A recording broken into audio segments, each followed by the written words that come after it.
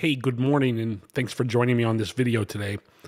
I've had quite a few people ask me about technology and what technology I'm using specifically when I communicate and work with all of you remotely, and also for creating videos, podcasts, and streaming, for example, on LinkedIn like we are today. So to start with, I started experimenting with working remotely with clients in 2015, and from then, we really started to work in scale in around 2018, or offering that ability to customers. And then, of course, with COVID, we had all of our clients go onto remote working or some type of hybrid working for a long period of time. So I've experimented with a lot of gear, and I'd like to show you today what I've done, what works, what didn't work the way I thought it would, and where we are. So the first thing I'd say is you don't need to spend a lot of money in order to make this happen. Some of my gear is 5-6 years old, and that's totally fine. And some things are probably overkill for what they're needed, and I'll just talk about that. So I'm going to work my way left to right here. And on the left, the first thing you'll see is a MacBook Pro. This is a 2017 model machine. So I've had it now for more than 5 years. I use this normally to run Excel, spreadsheets, documents that I want to stream during a call so that I have that easily accessible. And that is connected with an Ethernet network cable, an RJ45 into our internet network hub. And then the next thing moving along here is a monitor. This is an NEC. This is an old piece of gear, probably 8-9 years old now, but still works very well. It is the EA231 WMI. As I mentioned, it's not brand new, but it works. And I actually run this in daisy chains. So I have a USB output coming out of here, and that runs into this monitor as an HDMI connector, which works perfectly. That moves on to my main monitor that I use almost every day. This is an LG. It is sold and marketed together with Apple, and it's specifically marketed as working particularly well with the Mac. It also works with the iPad Pro, by the way, if you want to use a secondary monitor with your iPad. It's a good piece of gear. It was only about $700, euros, depending on what country you're in, what currency you work in. But I would recommend it. I think, of course, if you're doing graphics or you need very exact colors, this is not necessarily the monitor for you. But for an everyday workhorse, if you're okay with a 24-inch display, this is a really good machine to use. And that jumps over to my iPad. This is an iPad Pro. I never thought when I got an iPad I would use it as much as I do. I use this iPad for a number of things. So, for example, I used to have a large graphics tablet here for when I was working online with clients and wanted to mark up documents or draw pictures of what we were thinking. And I no longer need to do that because I can actually just use the iPad Pro, and I have the Apple Pencil, and this works beautifully. When I'm running large work sessions, I tend to keep this machine to monitor who's on the call, who's not on the call. If I have a chat box open, I'll use this to stream questions. And it's just a really super little piece of gear.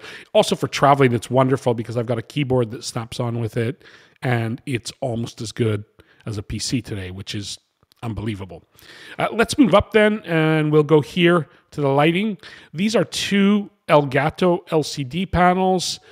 They use very little energy because they're LCD. They put off no heat.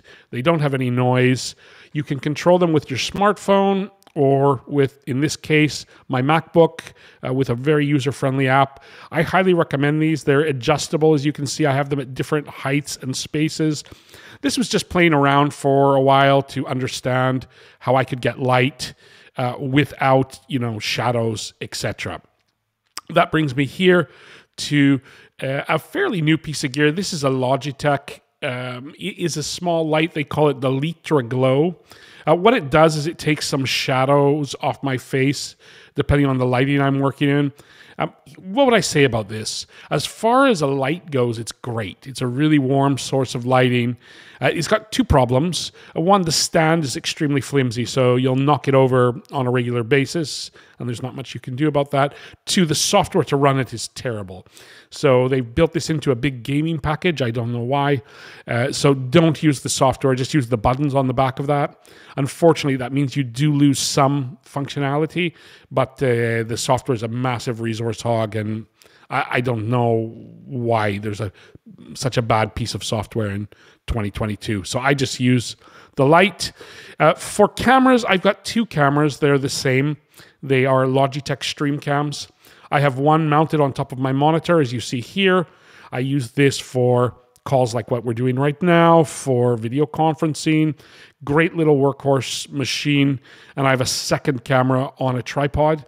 I use this because then I can project onto flip charts. I've got a series of flip charts that are located right behind me, behind this diffuser panel. And I also sometimes stand up to work with clients or if I'm teaching. So this is a handy way to manage two cameras. The software for Logitech is not great, unfortunately, also here. I am using the software right now to record this video. There are better pieces of software out there, and I would recommend that you take a good look at what you're using. I'm just going to focus on hardware to make this a little bit shorter video today. Moving down into microphones, I've got 3 different microphones. So the microphone I use the most is this blue Snowball. I use this for video conferencing. I use this for some recording. Good workhorse. It's a USB mic. It plugs right into my hub, which is located behind here. It doesn't need any adapters and very solid. I've had this for more than 10 years. Really inexpensive as well. This is a new microphone, or relatively new. Thank you to my friend David for suggesting it to me. This is the Shure SM7B. If you Google this on YouTube, there are hours of videos you can watch on this microphone. Fun story, it was the microphone that Michael Jackson recorded Thriller with. So if you want to scream like Beat It, this is the microphone to do it with. What would I say about this mic? Well, the quality of sound is excellent. You do need some extra gear in order to run it with a computer. It's a studio mic more than that. And so that's why you'll see this little red box here.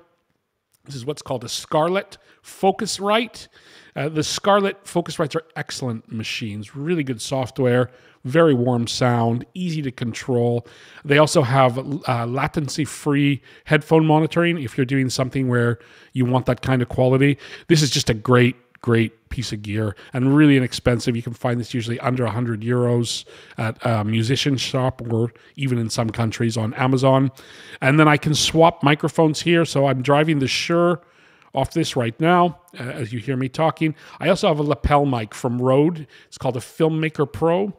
Really great gear. I've been using it for a couple of years now.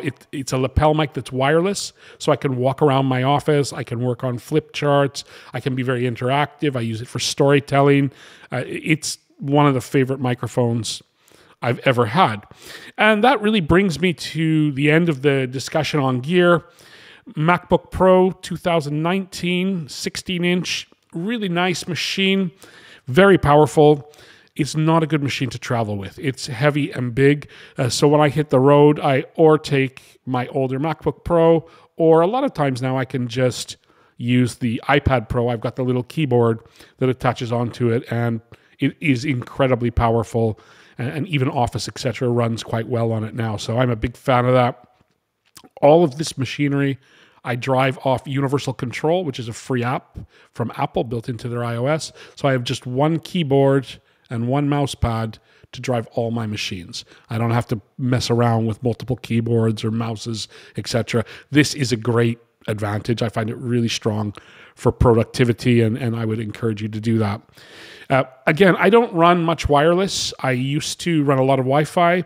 Unfortunately, running Wi-Fi with video, it gets bogged down very quickly. There's degradation of signals, etc. People can't hear or see me properly.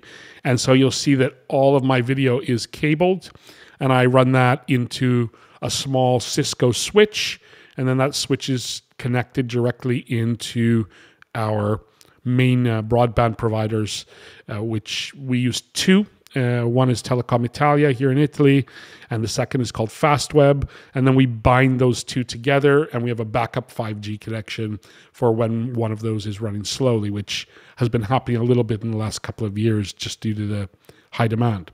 So that's it for hardware. I hope this video was interesting and useful for you.